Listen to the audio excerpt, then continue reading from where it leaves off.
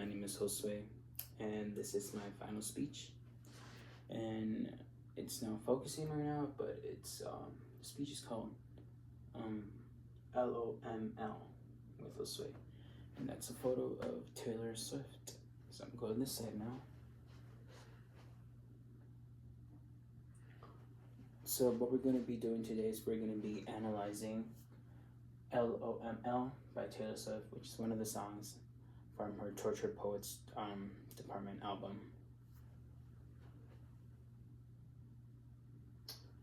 So verse 1 goes, "Who's gonna stop us from waltzing back into rekindled flames if we know the steps anyway? We embroider the memories of the time I was away, stitching we were just kids, babe. I said, I don't mind, it takes time. I thought I was better safe than starry-eyed. I felt a glow like this, never before and never since." So she's basically talking about, like the beginning of a relationship where everything is, magical. It's like in the first, stage where everything is romantic, everything is beautiful, everything is like,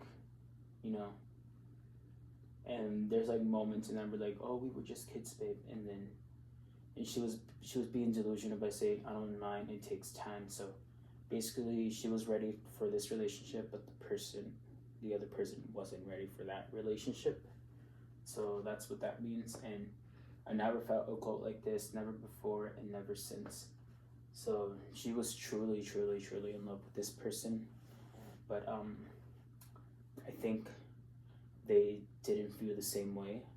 So yeah. The chorus goes, "If you know it's in one glimpse, it's legendary. You and I go from one kiss to getting married, still alive, killing time at the cemetery, never quite buried. In your suit and tie, in the nick of time, you low down boy, you stand up guy, Holy Ghost, you told me I'm the love of your life. You said I'm the love of your life about 1,000,000 times." So it's basically like it's reflecting the relationship. So you know when they first met, it's like very legendary, very romantic, beautiful, this and this and that, and then it says you and I go from one kiss to getting married. So she was ready. She was like she was fully devoted. She was fully devoted to this man.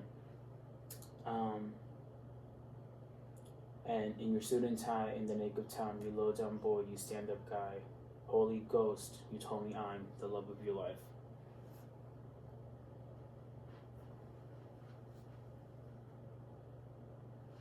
And then verse 2 is, "Who's gonna tell me the truth when you blew in with the winds of fate and told me I reformed you, when your impressionist paintings of heaven turned out to be fakes, while you took me to hell too, and all at once the ink bleeds.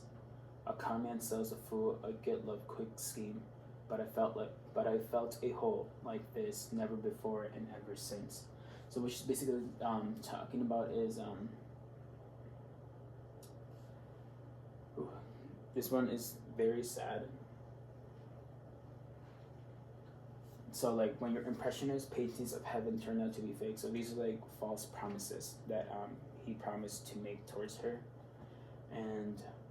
but they were not true. That's why she says, well, you took me to hell too. So even though he made these fake promises that he didn't fulfill, that ruined her as well, like as any other person. And all at once the ink bleeds, a comment sells a fool a get love quick scheme. So he was just he was like making all these promises and wasn't fulfilling them to Taylor. Now the chorus changes again, chorus 2, and she says, "If you know it's in one glimpse, it's legendary. What we thought was for all time was momentary, still alive, killing time at the cemetery, never quite buried. You cinephile in black and white, all those plot twists and dynamite, Mr. Serial Girl that make her cry. You said I'm the love of your life."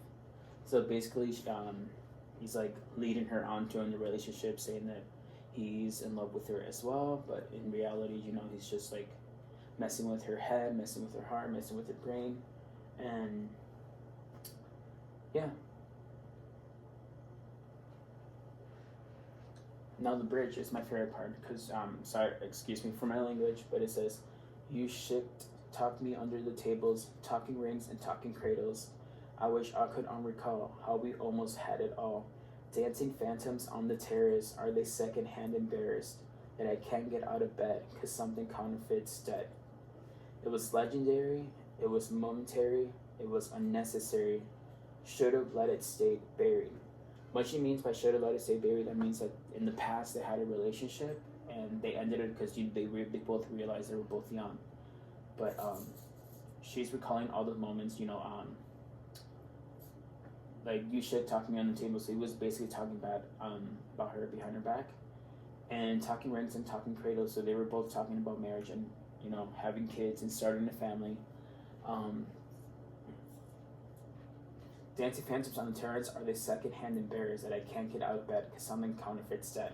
So she's like very depressed in this stage of the relationship where I think they've broken up, and she just can't, like any other person, they can't get out of bed. They're you just like cry all day and cry at night, and there's nothing you can do, and we think that we all get this feeling that people around us like feel embarrassed for us because like, why are you crying for someone who is not worth your time, who takes advantage of you and stuff like that. So yeah.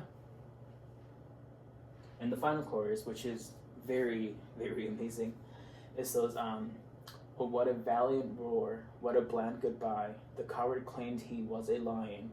I'm combing through the braids of lies, oh never leave, never mind.